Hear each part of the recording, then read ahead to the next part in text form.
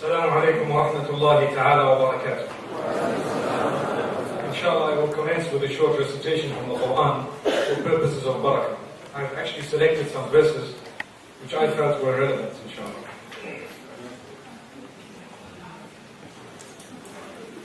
أعوذ بالله من الشيطان الرجيم. بسم الله الرحمن الرحيم. من ذا الذي يقرض الله قرضا حسنا فيضاعفه له وله أجر كريم. يوم ترى المؤمنين والمؤمنات يسعى نورهم بين أيديهم وبأيمانهم بشراكم اليوم جنات تجري من تحتها الأنهار خالدين فيها ذلك هو الفوز العظيم. يوم يقول المنافقون والمنافقات للذين آمنوا انظرونا نقتبس من نوركم قيل ارجعوا وراءكم فالتمسوا نورا فضرب بينهم بسور له باب باطنه فيه الرحمة وظاهره من قبله العذاب. ينادونهم ألم نكن معكم قالوا بلى ولكنكم فتنتم أنفسكم وتربصتم وارتبتم وغرتكم الأماني حتى جاء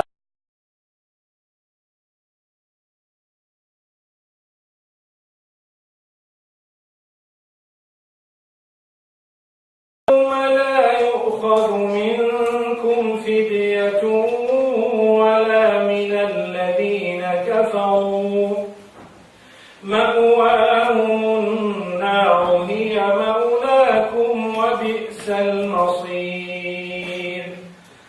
ألم يأن للذين آمنوا أن تخشع قلوبهم لذكر الله وما نزل من الحق ولا يكونوا كالذين أوتوا الكتاب من قبل فطال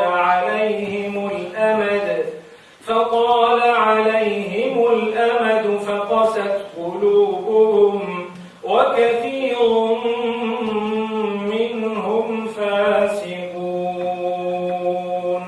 صدق الله العظيم. بسم الله الرحمن الرحيم. الحمد لله رب العالمين والصلاة والسلام على المبعوث رحمة للعالمين نبينا محمد وعلى آله وصحبه أجمعين وبعد. All praise is due to Allah subhanahu wa ta'ala. Complete blessings and salutations upon the masterpiece Muhammad ibn Abdullah al-Hashimi al-Qurashi sallallahu alayhi wa sallam and all his companions. May Allah subhanahu wa ta'ala bless us all and our offspring, those to come up to the day of Qiyamah, and may He keep us steadfast on this deen.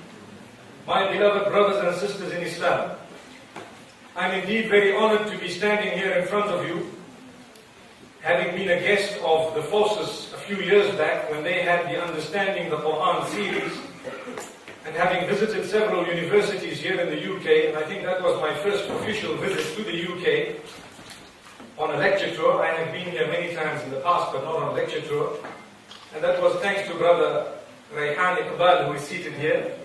We ask Allah subhanahu wa ta'ala to open the doors of goodness. Remember, goodness is something we should be searching for, no matter where it comes from. When we find it, we should be with it. And we should not leave it, we should adopt it, put it into practice, and convey it to others. The topic that I have been given this evening is a topic that we've all seen, obviously. It's on the screen here, if I'm not mistaken. It says, being the change you want and need. And I want to start off immediately by making a difference between a want and a need. What is more important, something you want or something you need? Can you tell me? Something you need. So if you are being a change or making a change, what is more important? Is it important to change what you want or what you need to change?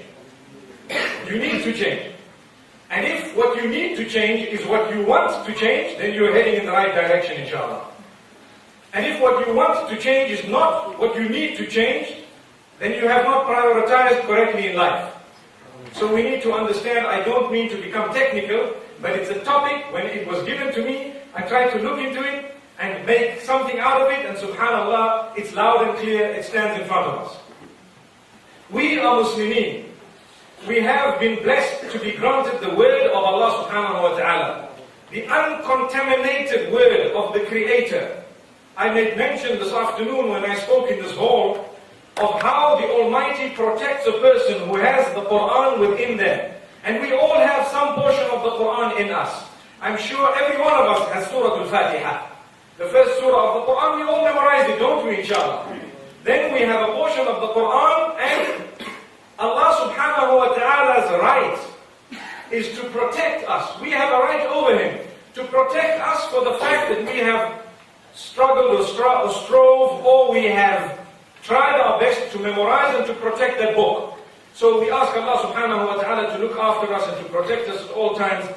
That having been said, we need to know that we have with it something great. Let's listen. لَقَدْ كَانَ لَكُمْ فِي رَسُولِ اللَّهِ أُسْوَةٌ حَسَنَةٌ لِمَنْ كَانَ يَرْجُو اللَّهَ وَالْيَوْمَ الْآخِرِ وَذَكَرَ اللَّهَ كَثِيرًا. Indeed, for you, there is a shining example. We speak here of not only a role model, but someone whose entire life is upon such a high pedestal that he serves as an example in all the finer facets of life for all of those who would like to meet with the Creator and who are preparing for the Day of Judgment. If I am preparing for the Day of Judgment, I have an example in the life of the Messenger, sallallahu alayhi wa sallam, may peace be upon him. I have an example to follow. And for this reason, whatever I say this evening will be connected to the topic.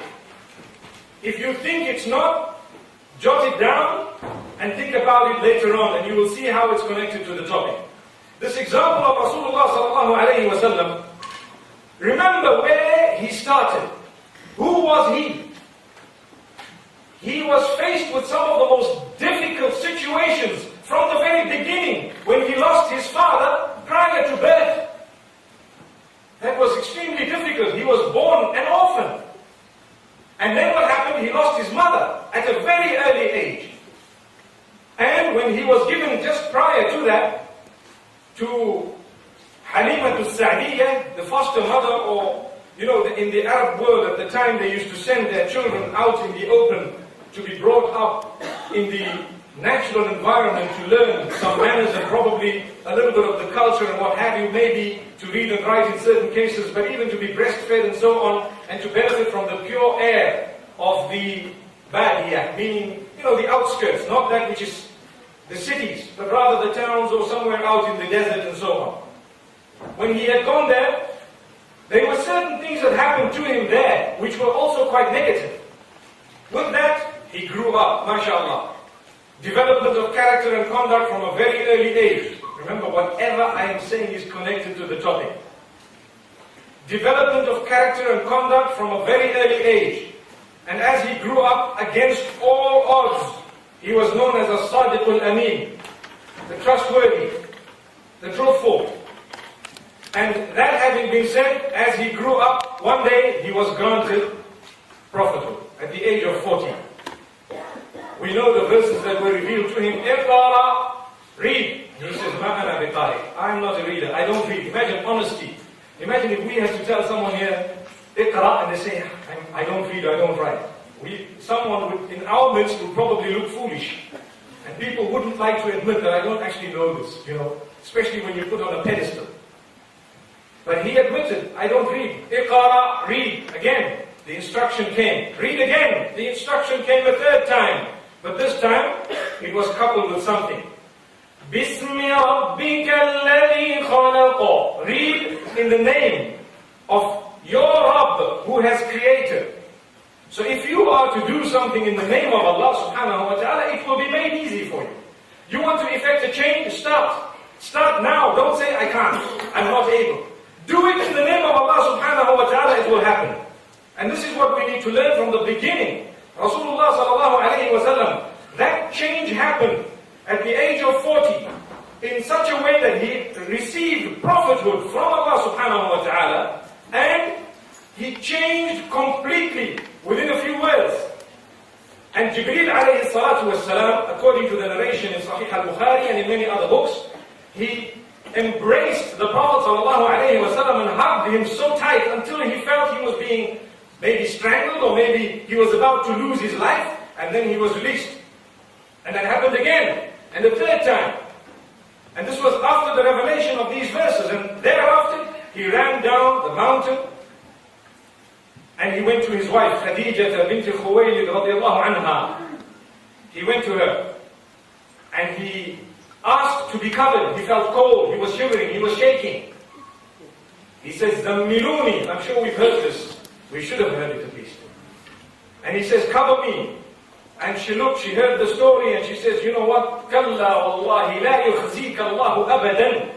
Nay, it's impossible for Allah to let you down ever, because you are a person who is upright. You have good character, you have good conduct, you have assisted the widow, you have done so much good, you have helped wherever you could, you are honest, you are trustworthy, you haven't cheated anyone. And she recited and mentioned all the good qualities of this man whom she had married. Now prior to that, the Prophet ﷺ used to watch the people of Mecca, and what he used to do is, he used to meditate and contemplate over their condition. Hey, this is very bad. These women are being traded. When a man dies and he owes somebody money, here comes the man and says, right, I need this girl, and I need that ex-wife of his. Sorry, I'm not pointing at anyone in particular, it's the stairs.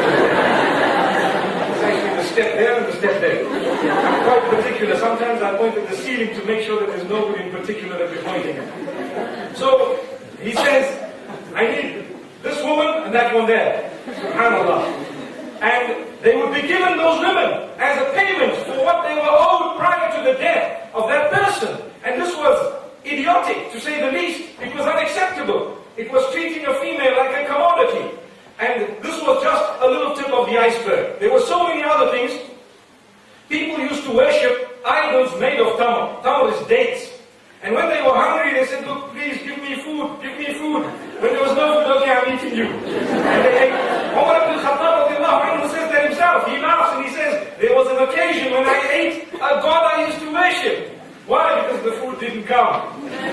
It's a fact. So this was the type of brain that was being underutilized or wrongly utilized. When we have intellect, and it is channeled in the wrong direction, we will naturally face disaster, because we will not be able to think purely. And this is why it's very important to be in the right environment and in the right company. Inshallah, I'm going to get to that later on this evening. Bi mashi'atillah, if Allah wills. So, Rasulullah sallallahu alayhi wa sallam was contemplating, considering, thinking, and he was thinking of solutions. What do I need to do? And from this, I want to go to point one. Point one, firstly, we need to know that every single person, more so the Muslims, but I'm not only confining my statement to the Muslims, every single person, it is nature instilled by the one who created us, that at some point in your life, whether it is for spiritual reasons or for other reasons, we will feel the need within us to change. Something will tell us, I need to do something about this. Whether it is religious, and that in the case of Muslimin is the overriding factor, something will tell you, I need to start reading my salah. The sisters, something will say, I need to dress a bit more appropriately. Something somewhere down the line will click. Some people it clicks a little bit earlier, some it clicks later, some it clicks after a disaster happens in their lives, and some they do not wait for that disaster, but the change comes from within. But every person, believe me, even the non-Muslims, there comes a time in their life when they consider Islam. Believe me, there comes a time in their life when they consider Islam and they look at it positively. For a split second, even the enemies. And I'm giving you evidence of Abu Jahl, Abu Sufyan before he accepted Islam, and the others who were the enemies of Islam, who have confirmed that they used to consider this Islam even for a split second, and something then told them not to, or told them to go forward. So that is point number one. Every one of us, human beings, is gifted by Allah subhanahu wa ta'ala. If you have the problem of procrastination in your life, where you're lazy, and you don't like to attend lessons, something within you says, hey, I better make a change. But sometimes there are certain negative things in society or around us that prohibit us from excelling in the right direction, and sometimes there are positives around us that push us towards achieving what we are meant to achieve.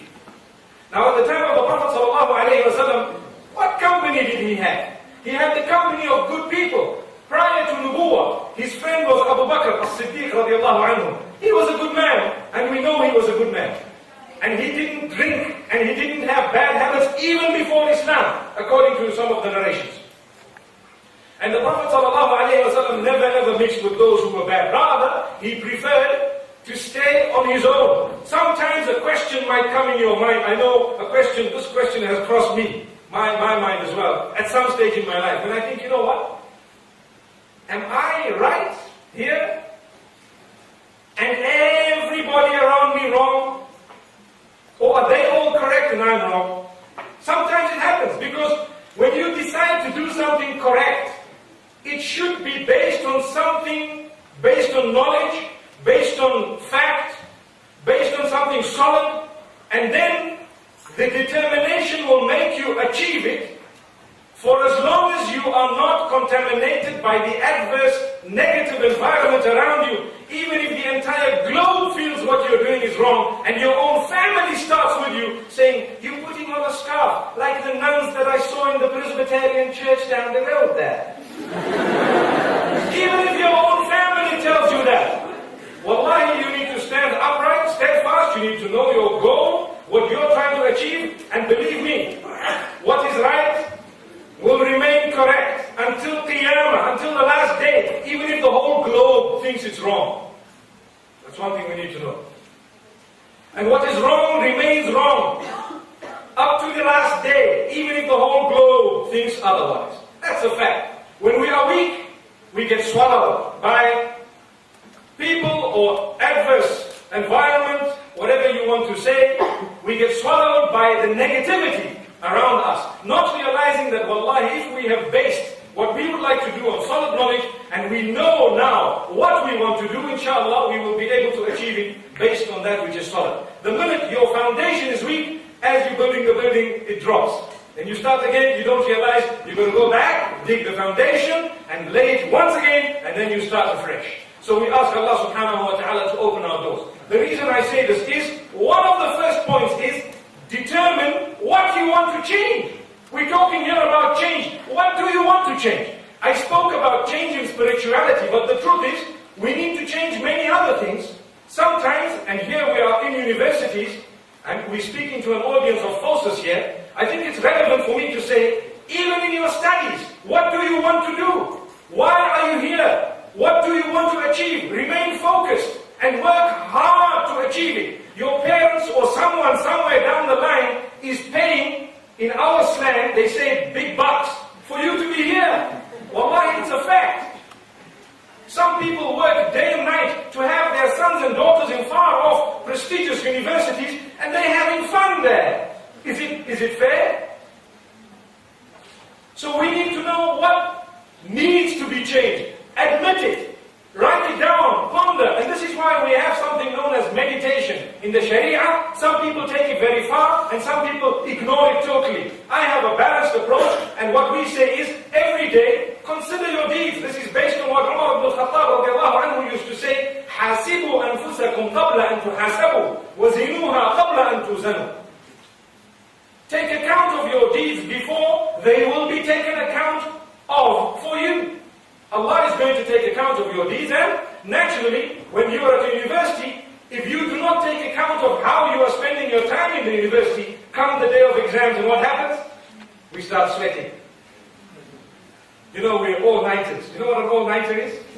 You don't study to enjoy your life, and suddenly when exams come, we're popping in the pills and we're having the Red Bull. Now, the Red Bull doesn't do anything, believe me. The chlorine in there is synthetic. That's what makes it halal, to be honest. If it was not synthetic, we would be saying something else.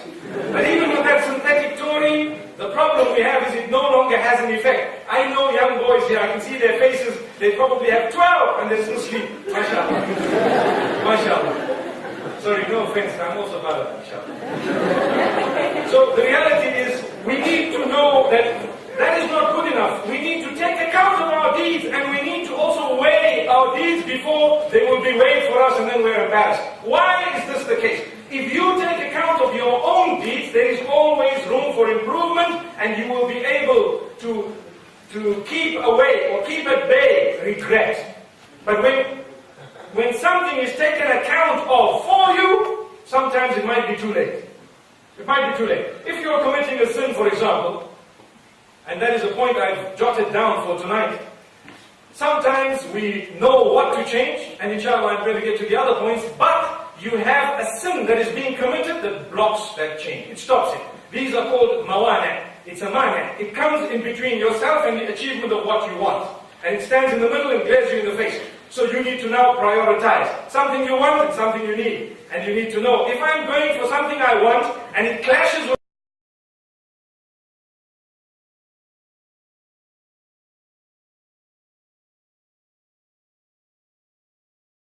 at the same time, you want to be underwater.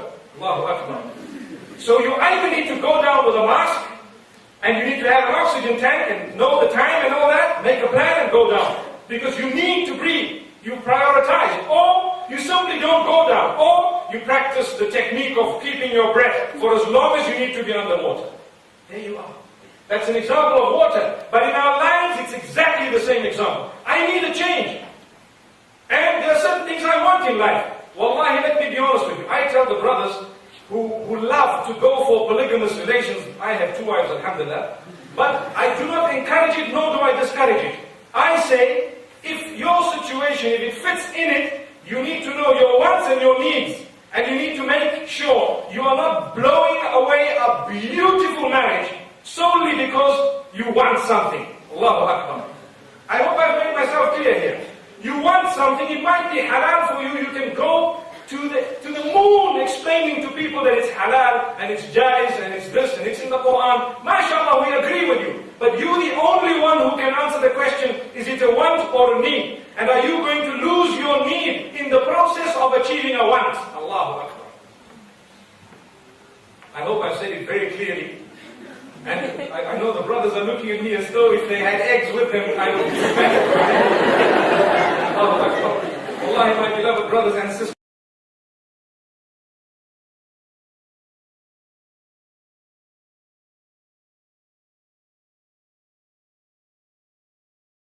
with the topic. And if you want to know if I had planned to say this, the answer is no. It came to me a split moment before I actually said it. SubhanAllah. So, now let's get back to what we were saying. Rasulullah sallallahu alayhi wa sallam thereafter, he got this nubuwwah, he got the prophethood, and he got the encouragement of his wife. What that means is, once you identify what needs a change, you need to make sure you deal with like-minded people, or you go around the genuine people who can give you the proper advice and the real courage and the real support to achieve what you have to achieve in life, and to make that change that you need. So you need genuineness. So if, for example, you are deciding to elevate yourself spiritually, you need to be in the midst of those who are already elevated. And this is why I always say, it's very important for you to have a role model in life. And not just one role model, because we have a role model who is supreme, who is the Prophet ﷺ. He is a role model in every aspect of existence. But today, in our midst,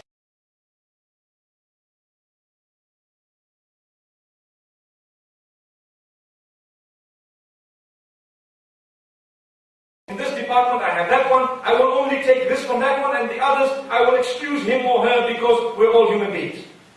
Myself, for example, there might be some things you might take from me, and there might be other things you might not want to take from me. So there we are. We cannot have a single person whom we see and we say, you know what, this is my role model and that's it. Because sometimes they might give you advice that is detrimental because they have not excelled in every single field.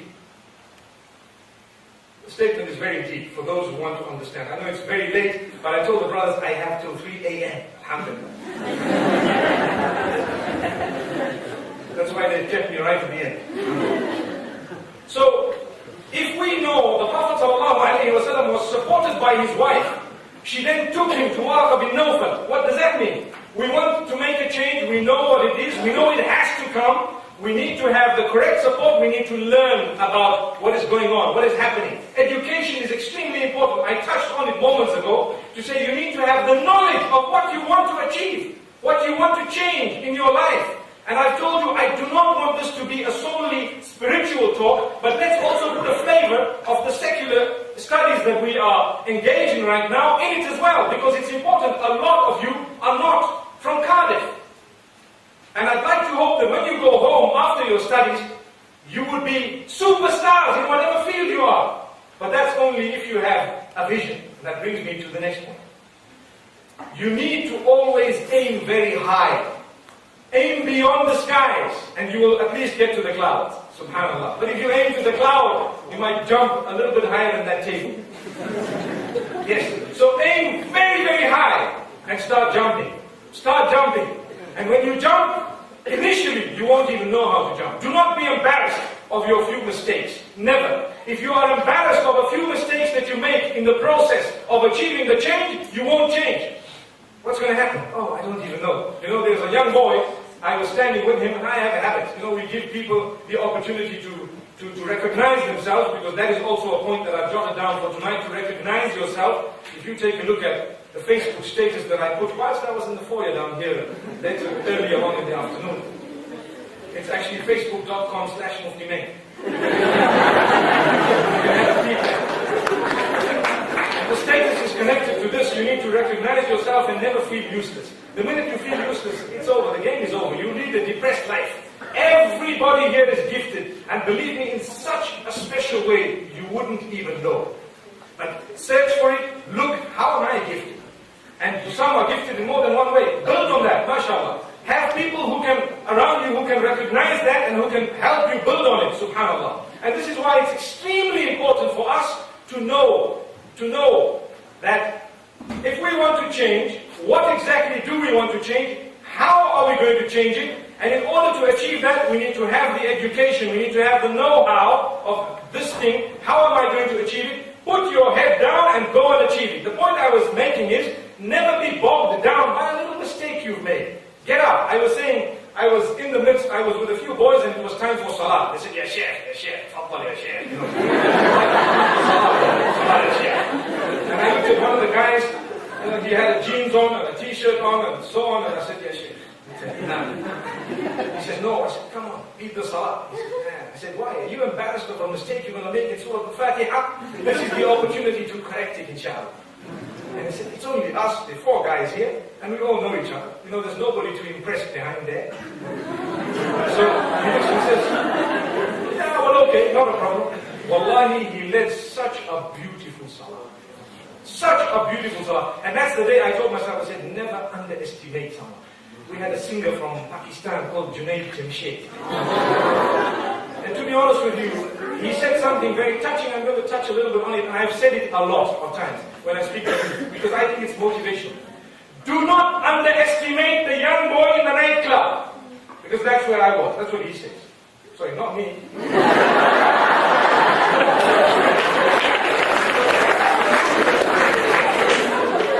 And then he says, subhanAllah, never ever underestimate someone who's doing wrong things, you know, who's singing and he has bad habits, or she, and so on. Wallahi, that could be the champion of tomorrow. You never know. You never know. And there are people who are champions today. If you had to dig into their lives, you would find that there was a time probably when they were far out of line. If people had all written them off, I don't think they would have achieved. But someone somewhere must have prodded them and nudged them. I give you another example. Two examples. The example of a cricketer, again a Pakistani cricketer. And he accepted Islam. I think his name is Yusuf, Muhammad Yusuf, if I'm not mistaken.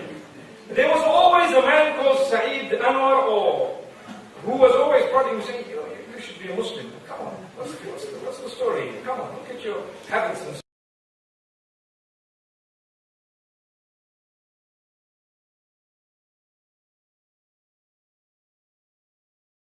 Don't we say never judge a book by its cover? Believe me, I cry when I see good non-Muslims out there with brilliant habits, and I think to myself, Ya Allah, the only thing that is stopping them from Islam is a barrier that is created, either by them or someone else. Khalid ibn al-Walid radiallahu anhu was a powerful, intelligent man. Rasulullah sallallahu alayhi wa sallam watched this man in the battle of Uhud and in other occasions, on other occasions, and told his brother at some stage, where is Khalid?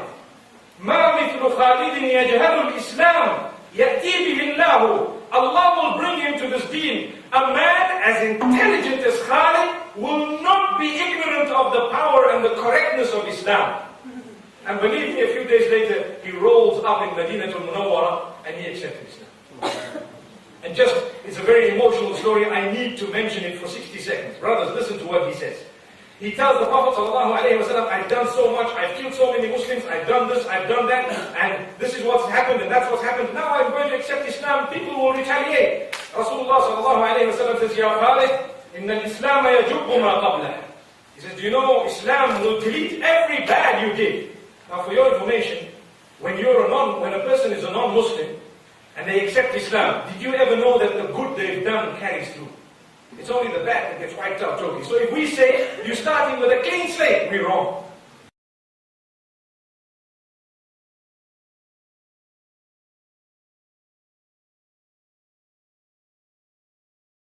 Don't waste your deeds. Someone might argue and say, I was not a Muslim and I was this and I was that. Believe me, what is deleted is that which is bad. There might be difference of opinion on this, but that's the opinion I agree with after studying what we've studied. Alhamdulillah.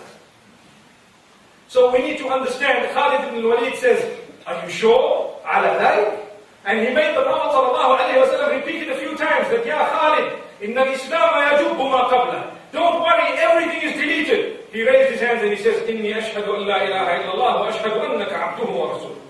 I bear witness, that's correct. And there we are. He was embraced immediately. Moments ago, the enemy, and moments later, subhanallah, an elevated status known as Sahabi. After his name we say, Radiyallahu anhu, may Allah be pleased with him and us all. So, that is another example. Another example that I'd like to give you is that of a rugby player of the All Blacks in New Zealand. You can Google him and have a peek. His name is Sonny Bill Williams. I'm sure you've seen him. Sonny Bill Williams. I know in the UK a lot of people are not too keen in rugby. I played rugby for 2 years, so basically I would know. It's not a joke, myself. So, this man, his life changed completely. He entered the fold of Islam. He didn't make a big issue out of it. I was with him a few months back in Cape Town, maybe a month and a half ago.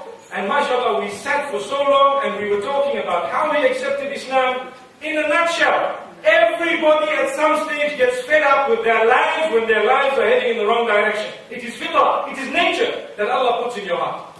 Even if you're a Muslim, you have a bad habit, you're hooked onto zina, a day will come when you say, hey, this thing needs to stop. You're hooked onto porn, a day will come, this thing needs to stop. What am I getting out of it? You're hooked onto something bad, but never, ever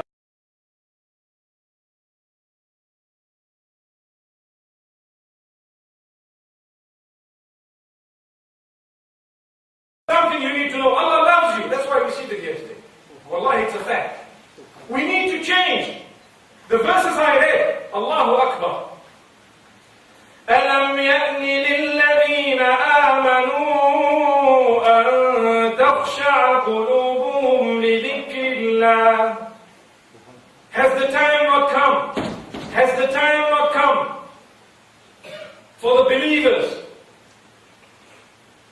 to humble their hearts towards the reminder of Allah subhanahu wa ta'ala? Has that time not come? Allah is asking us, well, when is it going to come? Today? Tomorrow? It might be too late. It's about time we softened our hearts. And it's about time we made that change. There are so many verses in the Quran that tell us change before it's too late.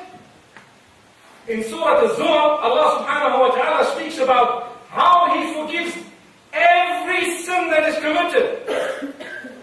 And He says, never lose hope in my mercy. So to lose hope in the mercy of Allah subhanahu wa ta'ala is actually falling into the clutches of the devil and shaitan. And Allah says, don't allow that to happen to you. But turn before it is too late.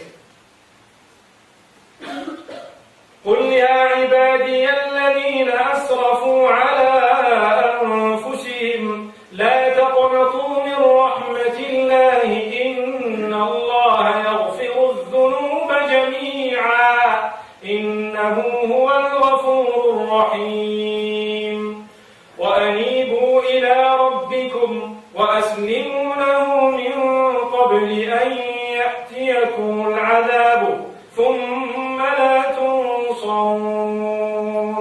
And the verse after that Allah says أن يأتيكم العذاب بغتة وأنتم لا تشعرون. O Muhammad sallallahu alayhi wa sallam, go and tell all those of my worshippers who have transgressed against themselves, never to lose hope in my mercy. I will forgive all their sins. Allah forgives all the sins, for indeed He is most forgiving, most merciful. But let them also know that they need to turn before a day comes. Suddenly they will be overtaken by the punishment and then they won't be assisted. Or suddenly death will overtake them or the punishment will overtake them and they wouldn't even have realized that this time has come. And it is for this reason that we are blessed to be having reminders of this nature.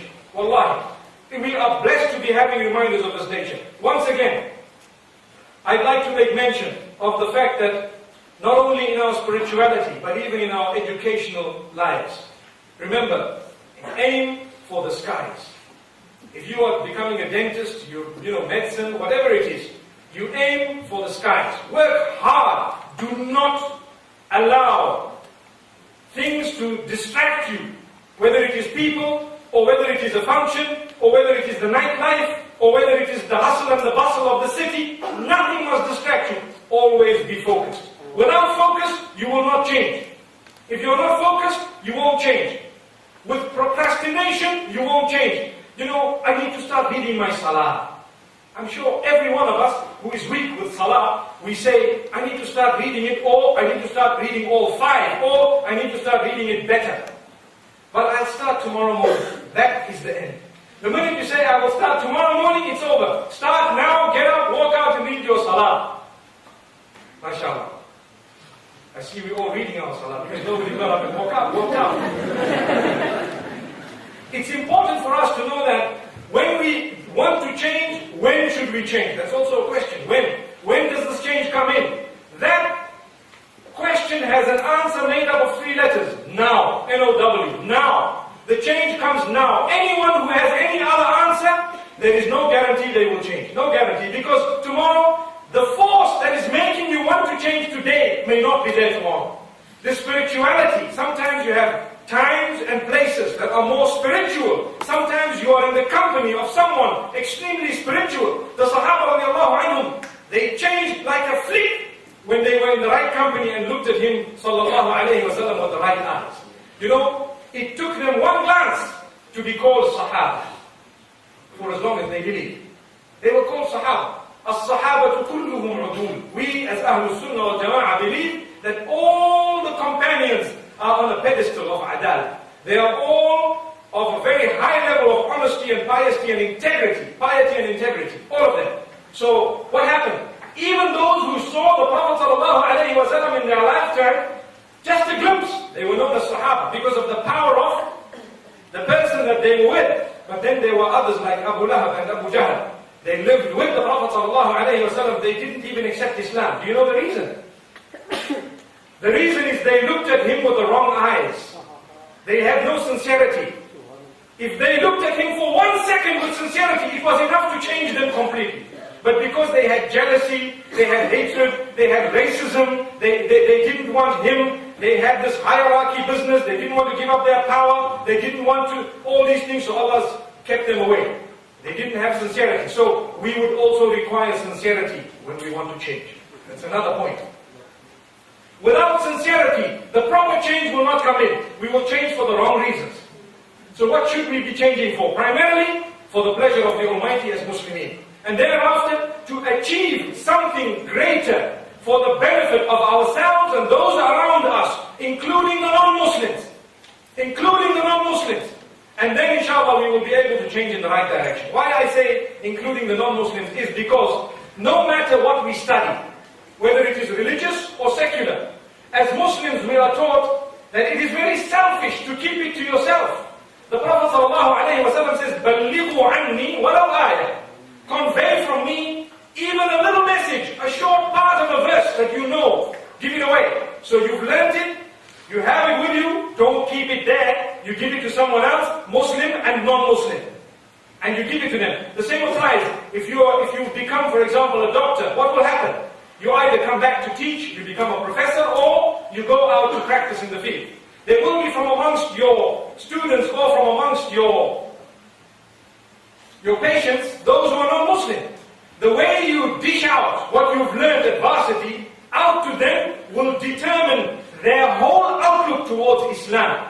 And it will bring them towards that. And if it doesn't, it will at least bring forth the outlook towards whatever it was, dentistry or whatever else it was. If you were a dentist, whatever it is, sometimes if you're a very, very good person, it might motivate someone to do the same, to do what you did. And this brings me to another point. There is a stage in our lives when we need role models, yes, every day. This one is my role model and that one, and I compartmentalized it for you moments ago. But I'd like to say that there comes a stage when you are going to have to ask yourself a question. It's no longer who I want to be like. It's like, are there people who want to be like me? You now need to become a role model for others.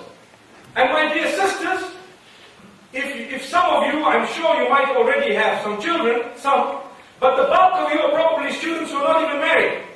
The day you marry and have a child, believe me, it is a God-sent child who already looks up to you as a role model from day one. You are, in their eyes, in that initial stage, infallible, in their eyes. You are the mom. You know, on a very, very light note. They say when you look up to your dad, when you're young, that dad makes no mistakes, nothing at all. And 10 years down the line, you hear him burp, mashallah, loud. Is that my dad? Wow. For your information, I've given the better example, mashallah.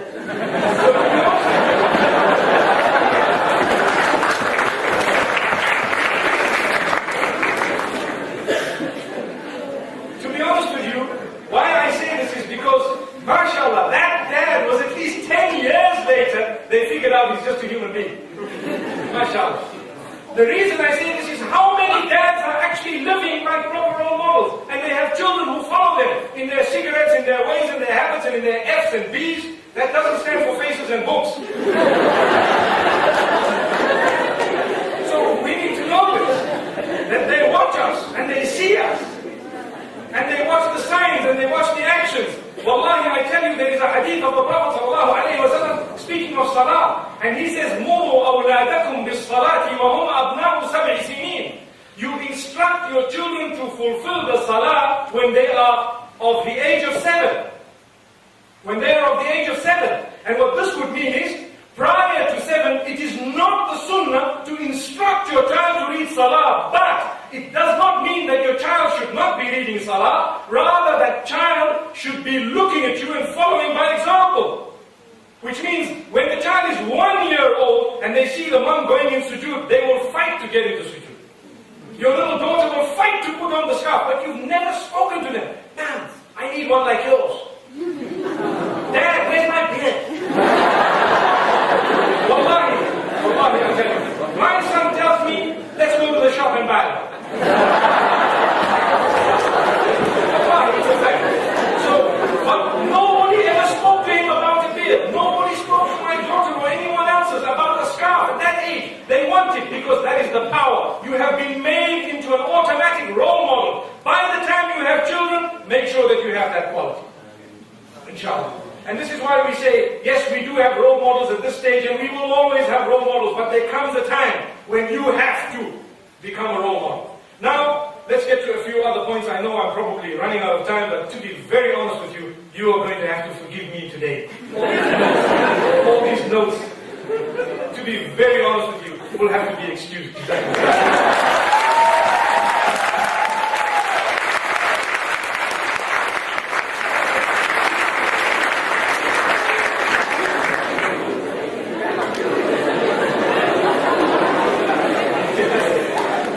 There is a point I'd like to drive home, and that is the confidence that each one of us needs within ourselves. Believing in yourself, it's a fact. You are a living miracle. Wallahi, the fact that you exist, you are breathing, you have eyes, you have whatever you are a miracle. No matter what shape and size and color you are a miracle. Wallahi, if you don't believe that, you won't achieve in life. You get fed up of what you look like. Yet, there is someone somewhere down the line probably dying for you and doesn't have the guts to come and say, you're gorgeous. Yes. And I'm giving you practical examples. I know. The truth is, it's a practical example. I have dealt with so many cases where people are fed up with what they look like, and yet, if I had been given the authority to let them know something, I might have told them things which would have really blown them over. So never ever feel that you are useless. Never, because that blocks the change. Never. Another thing, don't follow that which is wrong simply because you feel, I need to follow. Sometimes we have a group of friends, and this happens a lot amongst the youth, and we just want to be seen to be hanging out in the gas, So what happens is, we get out with the guys, and the guys are all going to the club. Come on, how can you stay there? Come on, man. What are you talking about, man? Typical. And then you say, okay, I'm not, all right, let's go.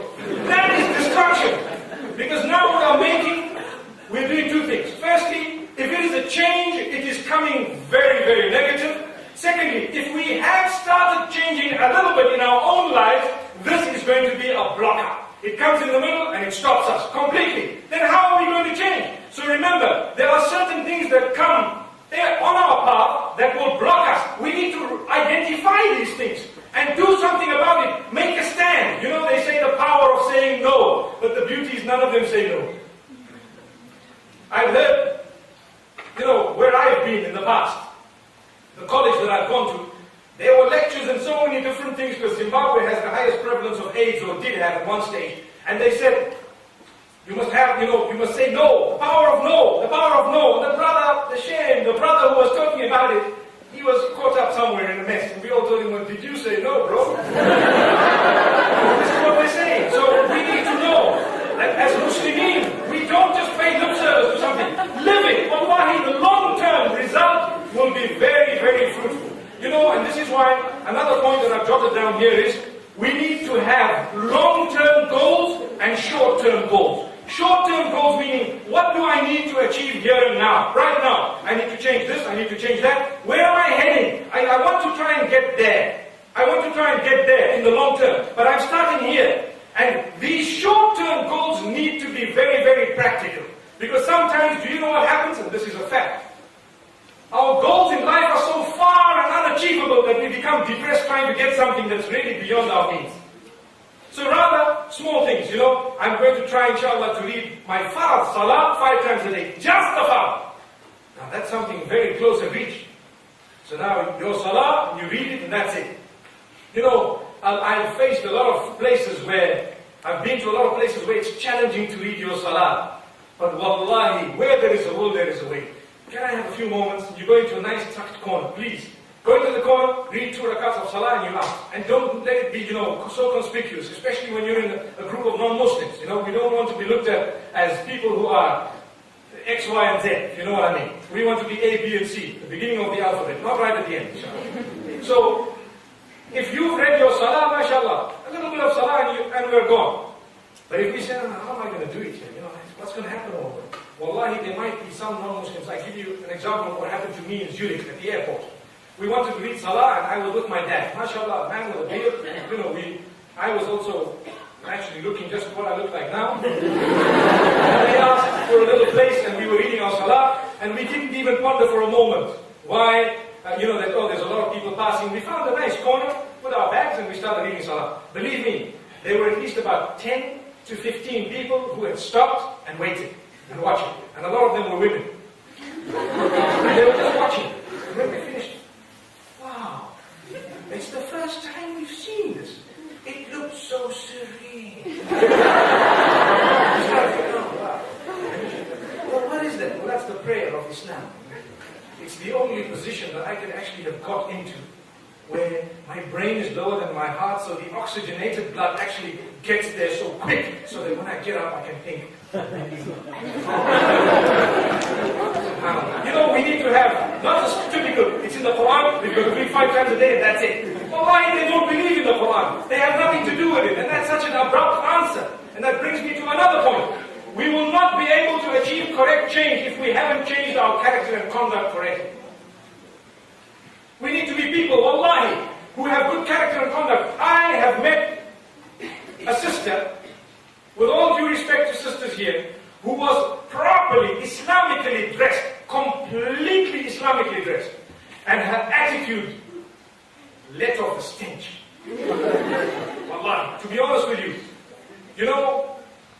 entering the supermarket, the attitude, wow, how she spoke to the people, no. And I looked and I said, my sister, please, you are an ambassador of Islam more than me. Whatever you say here gives the picture of Islam to all these people. If you want to change yourself and others, this is not the way. Allahu Akbar. Please. She looked at me. And she knew me. She says, you're not supposed to be talking to me like this. There you are. Typical. And I went away without, I've achieved whatever I wanted to, but whether it affected her there or later, I don't know. But what I mean is, it developed. We don't hate people, but we hate the actions of the people.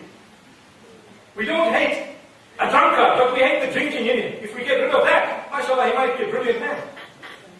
We don't hate a man of drugs, but we hate the drugs that he's on. Mashallah. I hope you understand what we're saying. We need to distinguish and separate between the person and the habit. Because, and I said this in a lecture, when was it? Today? Yesterday? Last night? In Brighton?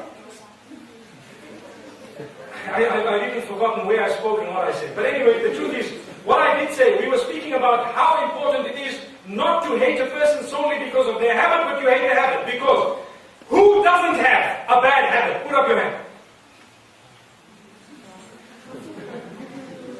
Well, maybe that hand didn't have a bad habit. So the truth is, we all have some bad habits. Some are minor and some are major. If we were taught to hate people because of their bad habits, none of us would have been here because we'd be hating each other. Common sense, logic. So when we want to change, we can change one thing at a time, or we can change a few things, but we will never be able to change absolutely everything.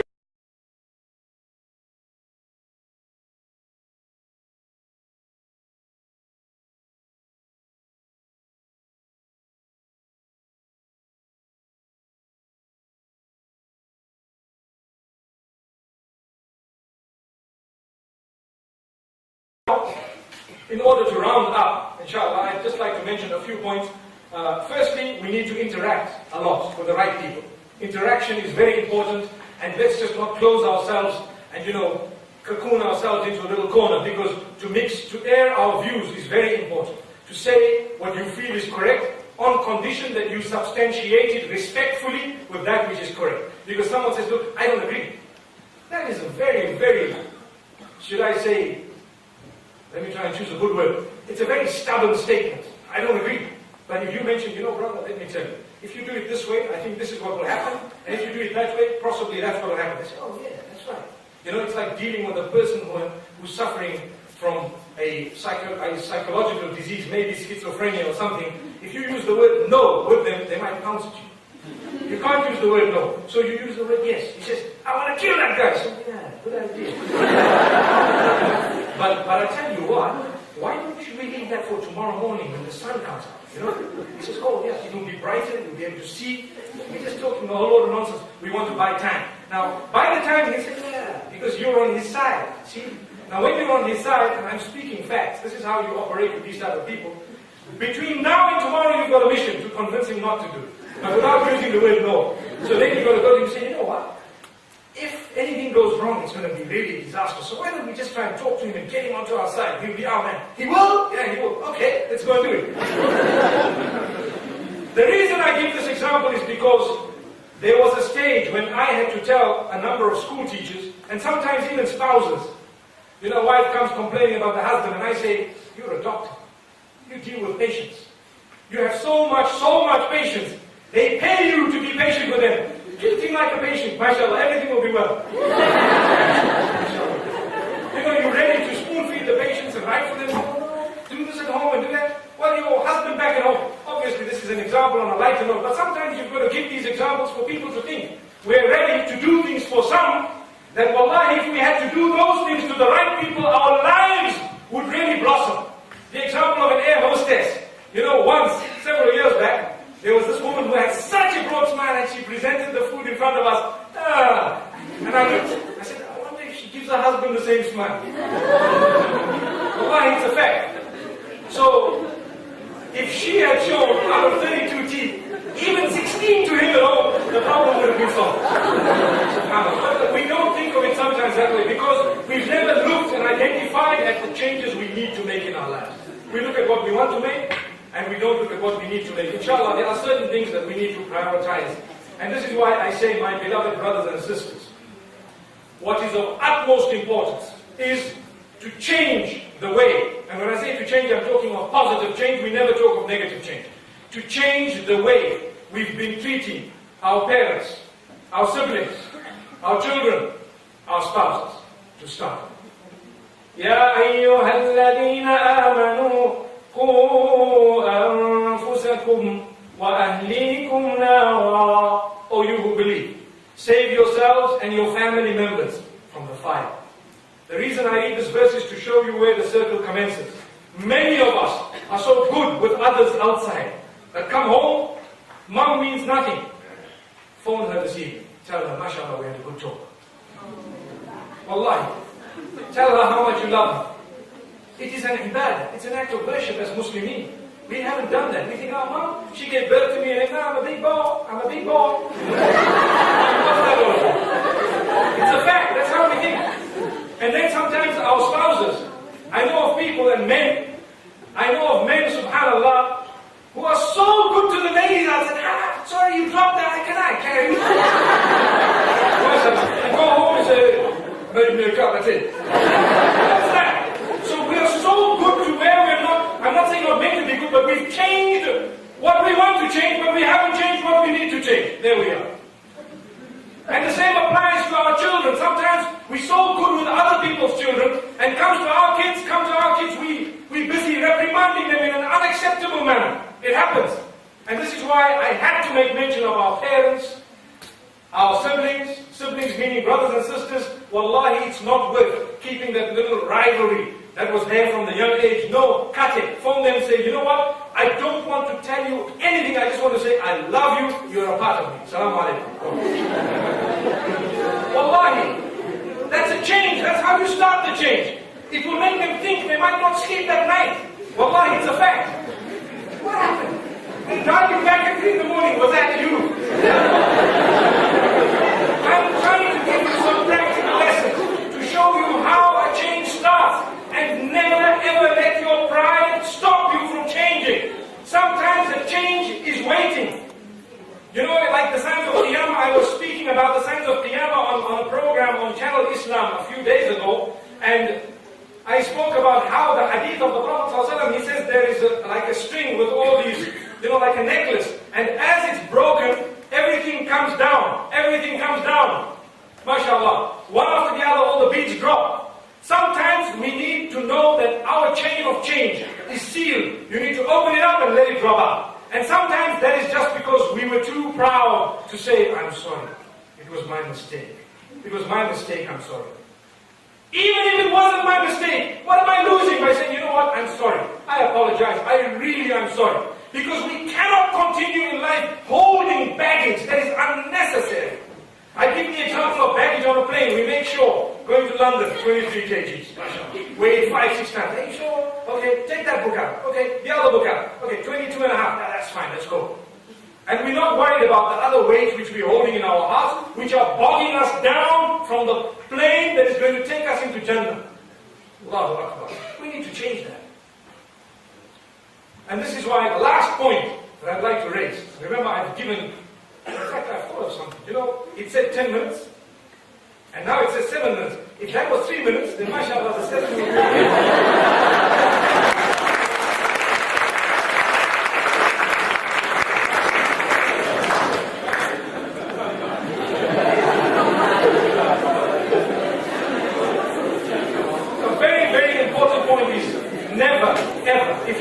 Change, if you want to effect the proper changes in your life, never ever feel bad when you are corrected. Never.